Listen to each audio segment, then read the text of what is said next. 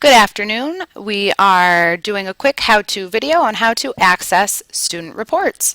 We are currently now on our home screen, and the first thing that we're going to need to do is get to our teacher dashboard. You do so by going to the Quick Links tab on the top left-hand side of the screen and to the teacher dashboard.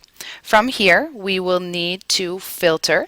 We need to filter our school, our course, our class, our students, and then the assessment. You will see in this case I filtered course to math.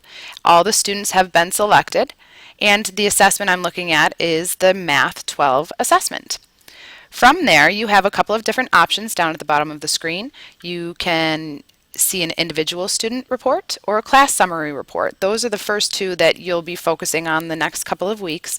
The individual student report is used mainly for giving an individual student test information once they have completed the test. So they could have item data like the number of correct, the questions they specifically got incorrect, their percentage, the total number of points, and which items they did well on, which ones they did not.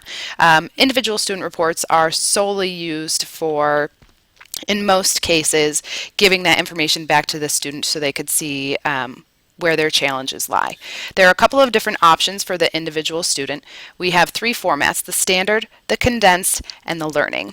The standard is a normal standard individual student report. It is just done per page. Each student has their own page of report information, whether it be student data, question item data, total number correct, total number incorrect, percentage, and so on.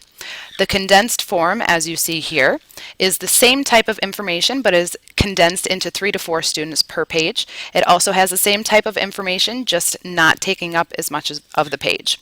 The Learning AFL is basically the same as the standard and the condensed in that it has all of the information: correct, incorrect, percentage, item totals, but it does give the student an area where they can write down at the bottom of the page where they feel that they need to improve. So not only does that give the teacher a couple more options, but it gives the student some more options as well. So those are the three different options for individual student reports. We'll take a look at the Learning AFL. You can see here that it gives the student one full page. It tells them the number on the test, the correct answer, the student's answer, what they know about it, if it was a simple mistake or if they need help. Down at the bottom, the student has the option to talk about whether they were good at these, they're pretty good at these, but they might need a little review, or if they need help learning these. So that is what the AFL Student Learning Report looks like, and I will show you quickly what the standard report looks like. Again, one student per page and the same type of information: the question number, the answer, correct answer on the test, the student's answer, if they got it correct, the points earned, and out of how many points. You'll notice at the bottom, it gives their score and then their percentage. The condensed version of the individual student report does the same thing, it just puts more students on the page, as you see here.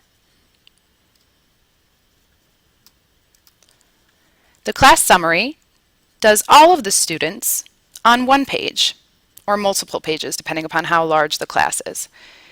It gives you student information, teacher information, as well as class average, median score, min, max, range, and the standard deviation. If you have any questions, please feel free to contact Broome Tagobosis, and thank you for your time. Have a good day.